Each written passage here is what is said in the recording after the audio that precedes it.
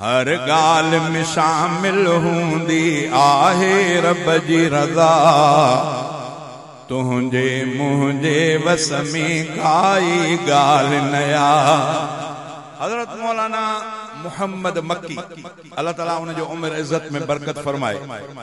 हरम जो खतीब हरम मक्के पाक बैतुल्ला उदो जो खतीब मौलाना मोहम्मद मक्की उन ॾे कंहिं माण्हू चिठी लिखी त साईं पाकिस्तान जा माण्हू हर साल उम्रे ते था अचनि भला जेकॾहिं उम्रो को फर्ज़ त कोन्हे जो हर साल बार बार अचनि उहे पैसा जेकॾहिं पाकिस्तान में कंहिं ग़रीबनि ते ख़र्च करनि त उन्हनि जा घरड़ा ठही पवंदा अझा ठही पवंदा उन्हनि जे घर में चवंदा आहिनि त चुल्ह ॿरी पवंदी।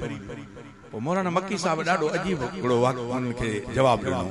मौलाना चयो त मूंखे ॾुख इन शइ जो थींदो आहे त हरम जे पांधीअड़नि खे तव्हां एतिराज़ छो कंदा हो जेके हरम ॾे पंधु करे अचनि था।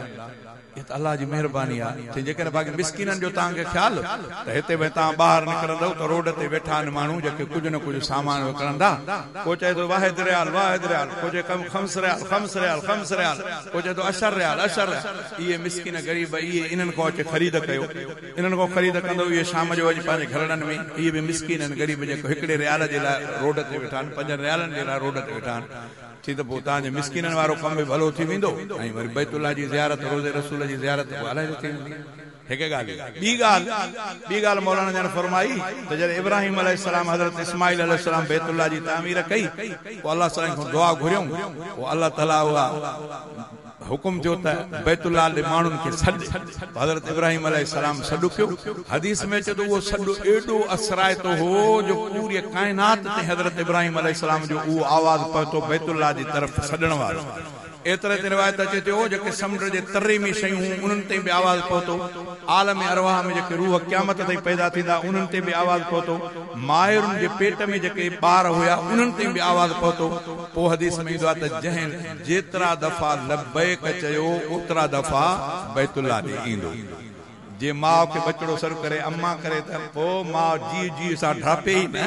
ईअं जे हज़रत इब्राहिम अलैहिस्सलाम जे सले ते लब्बैक लब्बैक लब्बैक लब्बैक चए जेतिरा दफ़ा चई ओतिरा दफ़ा ईंदो। चितो जे मुंहिंजे वस जी त ॻाल्हि ई कोन्हे, अलाह जो फ़ैसिलो अचो अलाह जे वस जी ॻाल्हि पई हले। जे हर ॻाल्हि में शामिल हूंदी आहे रब जी रज़ा तुझे मुझे वस में काई ॻाल्हि नया, तुझे मुझे वस में काई ॻाल्हि नया। जेकी सोचूं था पिया मन में तूं ऐं मां जेकी सोचूं था पिया मन में तूं ऐं मां हर हिक दिल जी सोच सुञाणे हिकिड़ो ख़ुदा तुझे मुझे वस में काई ॻाल्हि नया। हर ॻाल्हि में शामिल हूंदी आहे रब जी रज़ा तुझे मुझे वस में काई ॻाल्हि नया। अख जो चिंभिण भी वस में न असांजे आहे कॾहिं, असांजे आहे कॾहिं। अख जो चिंभिण भी वस न असांजे आहे कॾहिं। केरु थो थदड़ी हीर घुलाए गरम हवा तुझे मुझे वस में काई ॻाल्हि नया।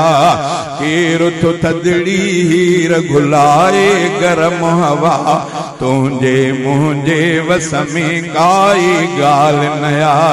हर ॻाल्हि में शामिल हूंदी आहे रब जी रज़ा तुझे मुझे वस में काई ॻाल्हि नया। निंड में सुतल खे नाहे पतो मां आहियां किथे, निंड में सुतल खे नाहे पतो मां आहियां किथे। साह खणण जी ख़बर बि हूंदी नाहे अदा तुझे मुझे वस में काई ॻाल्हि नया। साह खणण जी ख़बर बि हूंदी नाहे अदा तुझे मुझे वस में काई ॻाल्हि नया। हर ॻाल्हि में शामिल हूंदी आहे रब जी रज़ा रज़ा तुझे मुझे वस में काई गाल नया केर मरे या केर जिए चो ना है पतो केर मरे या केर जिए चो ना है पतो अग कथी बिगुलशन आहे खता तुझे मुझे वस में काई गाल नया हर गाल में शामिल हूंदी आहे रब जी रज़ा तुझे मुझे वस में काई गाल नया।